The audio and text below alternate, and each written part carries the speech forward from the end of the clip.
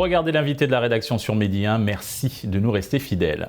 Afin de participer activement au positionnement du genre dans la politique sociale et économique au Sénégal, le think tank Wati et l'Agence espagnole de la coopération internationale ont organisé des tables rondes et des débats citoyens pour trouver des solutions efficaces, ce afin de résoudre les inégalités qui persistent entre hommes et femmes au Sénégal. Pour avoir un éclairage sur cette initiative, nous sommes avec Mariam Cissé, chargée de recherche au think tank Wati. Merci d'avoir accepté notre invitation. Bonjour, merci à vous pour l'invitation.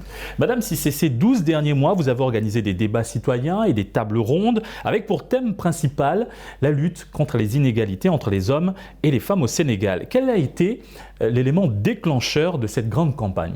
Merci. Alors, en effet, depuis le mois de janvier 2021, nous travaillons avec l'Agence espagnole de coopération internationale pour le développement sur le projet intitulé Débat citoyen sur la participation des femmes à la vie politique, économique et sociale au Sénégal.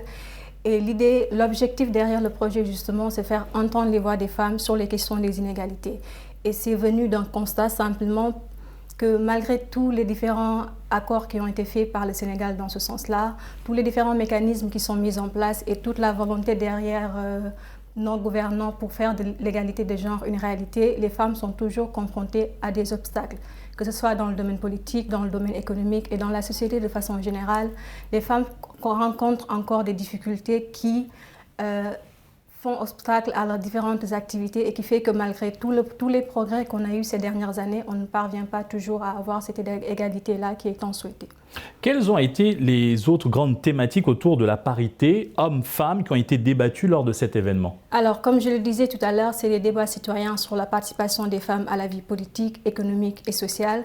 Et donc, on a fait des débats sur la participation politique des femmes avec un focus au niveau local pour voir un peu quelle est la représentativité des femmes dans nos différentes communes, mais si aussi les femmes qui sont présentes à ce niveau-là ont une certaine influence dans le processus décisionnel, mais également pour celles qui sont actives dans le domaine économique, est-ce qu'elles ont accès à toutes les ressources économiques qui sont disponibles, quels sont les freins auxquels elles sont confrontées et quelles sont les solutions qu'on devrait mettre en œuvre justement pour leur faciliter cet accès-là aux ressources économiques.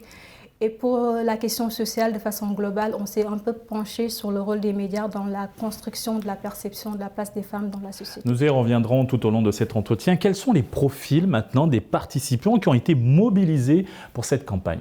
Alors, on a mobilisé différents profils. Nous avons d'abord fait des entretiens avec les femmes parce que, comme je le disais tout à l'heure, l'objectif c'est de faire entendre les voix des femmes sur la question des inégalités. Donc nous sommes allés vers des femmes qui sont présentes dans le milieu politique, des conseillères municipales, des maires et celles qui sont vraiment présentes dans le milieu politique, dans les partis et autres. Ensuite, on est allé vers des femmes qui sont actives dans le domaine économique, des chefs d'entreprise, mais celles aussi qui sont dans le domaine informel, qui font de l'entrepreneuriat. Et des femmes qui sont présentes à différents niveaux de la société, pas seulement à Dakar, mais dans différentes localités, justement pour permettre d'avoir cette diversité de points de vue de femmes. Et on est allé vers des experts sur les questions de genre, sur les questions foncières, mais aussi sur les questions de médias, pour qu'ensemble, on puisse vraiment mener ces discussions-là pour voir quels étaient les principaux obstacles et dégager les recommandations.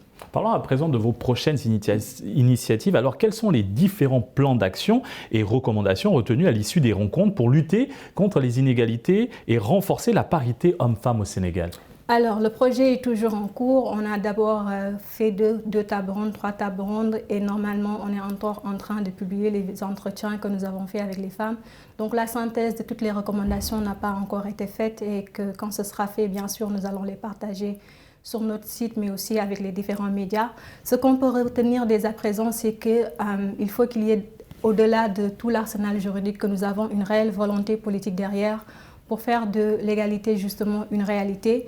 Et seulement à ce niveau, s'il y a cette impulsion-là qui est faite de vouloir faire de l'égalité une réalité, que dans tous les autres domaines de la société, que cela se retrouve pas seulement juridiquement, mais que ce soit une impulsion qui est inculquée en chacun pour que justement nous puissions parvenir à l'égalité. En parlant de volonté politique, le Sénégal dispose déjà depuis 2010 d'une loi sur la parité au niveau des postes électifs. Quelle analyse faites-vous de cette loi promulguée depuis mai 2010? Alors, la loi sur la parité est venue depuis 2010, comme vous le dites, et c'est une loi à vocation égalitaire pour les postes électifs et semi-électifs. Ce que nous pouvons dire, c'est que depuis la venue de la loi, on a eu quand même un bond assez spectaculaire dans la représentation des femmes aux instances nationales comme à l'Assemblée et locales. On a eu plusieurs femmes qui ont pu, grâce à cette loi, accéder aux postes auxquels elles étaient exclues avant. Et c'est un progrès, c'est une avancée sur laquelle nous sommes tous d'accord. Maintenant, ce qu'il faut faire 10 ans après la loi sur la parité, c'est justement de se poser les bonnes questions. Est-ce que, même si on a une loi, est-ce que même si les femmes sont quantitativement présentes dans les différentes instances électives et semi-électives, est-ce que qualitativement, elles ont justement ce poids-là dans le processus de décision? Est-ce qu'elles parviennent à faire mettre sur la table les décisions politiques, les préoccupations qui concernent les femmes? Est-ce qu'il y en a plusieurs politiques qui sont dirigées vers les femmes et qui ont été impulsées justement par cette présence des femmes dans les instances de décision? Je crois que 10 ans après maintenant cette loi, il est temps de se poser la question et de faire justement une analyse pour voir s'il ne serait pas quand même temps de réactualiser ou bien de réadapter la loi aux différentes réalités que sont en train de vivre les femmes. Et maintenant, selon vous, quels sont les progrès qui restent à faire pour que les gouvernements africains et la société civile renforcent les politiques publiques favorables à l'accès des femmes aux ressources économiques et à l'emploi? Alors pour moi, il y a 3 choses principales à faire. Depuis les indépendances, on a eu différents mécanismes, prenons le cas du Sénégal, qui ont donné cette impression, en tout cas, de vouloir donner accès aux femmes aux ressources économiques. Mais il faut peut-être privilégier la création de richesses pour les femmes sur le long terme. Privilégier la création de richesses parce qu'on a l'impression que les différents mécanismes que nous avons ne sont pas, d'une part, adaptés aux besoins des femmes, parce que la grande diversité que représentent les femmes, justement, n'est pas prise en compte. Les femmes de Dakar, les femmes de Fatick, les femmes de Saint-Louis n'ont pas les mêmes besoins. Donc, être derrière un slogan, mécanisme de financement des femmes, sans pour autant prendre le temps de voir quels sont les besoins spécifiques des différentes femmes en fonction de leur réalité, en fonction de leur contexte, ce n'est pas avoir des résultats sur le long terme. Et on a plus l'impression que ce que les gouvernements font, surtout pour le Sénégal, et c'est un constat même qui a été souligné par Madame Nicole Gakou, qui est la présidente de l'Union des femmes chefs d'entreprise du Sénégal, les gouvernements sont plus dans la lutte contre la pauvreté. Ils donnent des financements aux femmes pour leur permettre de mener des activités génératrices de revenus qui leur permettent de sortir quotidiennement de leur misère, mais ne leur permettent pas sur le long terme de créer de la valeur, de créer de la richesse. Donc il faudrait justement privilégier, comme je le disais tout à l'heure, la création de richesses sur le long terme en prenant les mécanismes par le bon bout, voir quels sont les besoins spécifiques des femmes et financer dans ce sens-là. Et ensuite éliminer totalement la politisation qui est derrière les financements qui sont dédiés aux femmes. On a souvent l'habitude de voir, surtout à l'approche d'élections ou d'échéances politiques, des politiciens, des gouvernants dire que oui, nous avons tel financement pour un certain nombre de femmes, un certain nombre de groupements de femmes, alors que derrière, l'idée c'est justement d'avoir cet électorat féminin sans pour autant vouloir, sur le long terme, de façon efficiente, faire avancer la cause des femmes ou permettre aux femmes d'avoir accès à cela. Mariam Cissé, aujourd'hui, selon vous, quelle est la perception de la femme dans la société sénégalaise? Alors, avant de répondre à cette question, je termine justement par rapport à la dernière. Allez-y. Donc, la dernière chose pour faire justement permettre aux femmes d'arriver aux ressources économiques, c'est de faire de telle sorte qu'au-delà des services financiers, que les femmes aient accès aux services non financiers. Ça ne sert à rien de donner de l'argent aux femmes, de mettre en place des mécanismes si elles-mêmes elles ne sont pas formées aux techniques de gestion, de comptabilité ou justement au fait de savoir qu'est-ce que c'est qu'une entreprise, comment faire pour marcher cette entreprise-là. Donc privilégier le financement sur le long terme, éliminer la politisation des mécanismes de financement et accompagner les femmes sur les services non financiers. Et par rapport à votre question, la perception de la femme dans la société sénégalaise. Alors, la perception de la place de la femme dans la société, c'est, selon moi, c'est un avis totalement personnel. Une image qui est donnée de la femme, c'est que la femme doit ou devrait toujours jouer le second rôle. Les femmes sont toujours considérées à travers le rôle domestique, celle qui devrait être la mère, celle qui devrait s'occuper de la famille. Et même si elle a un certain niveau, même si elle a certaines ambitions, il faudrait calquer ce niveau, calquer ses ambitions selon ce que la société attend d'elle, ce qui est souvent contraignant pour les femmes. Quel constat faites-vous du traitement de l'information relative au genre à travers les médias locaux?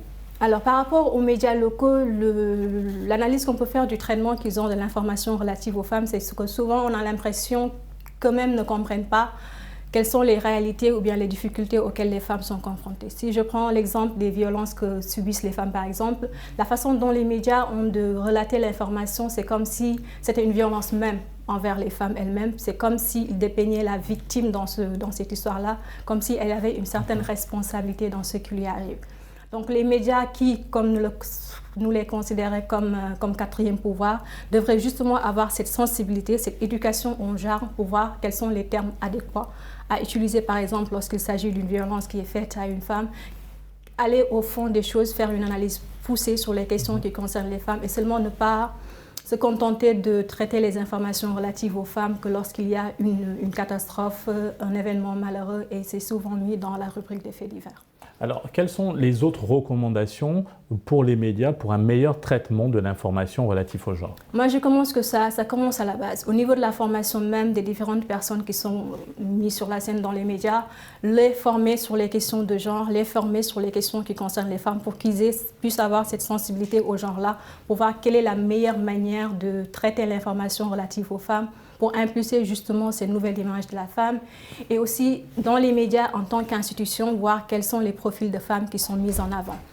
On ne peut pas, sur un média qui a plusieurs thématiques d'intervention politique, économique, sociale, seulement voir les femmes que dans les émissions divertissantes ou folkloriques. Bien sûr que le divertissement, c'est important, mais les médias devraient faire de telle sorte que de mettre plus de femmes, parce que les femmes sont là, elles sont compétentes, dans les questions politiques, économiques, faire de telle sorte que ces femmes-là aussi soient mises en avant et combiner également avec cette éducation au genre des patrons de presse, aux journalistes, à tout l'ensemble du personnel.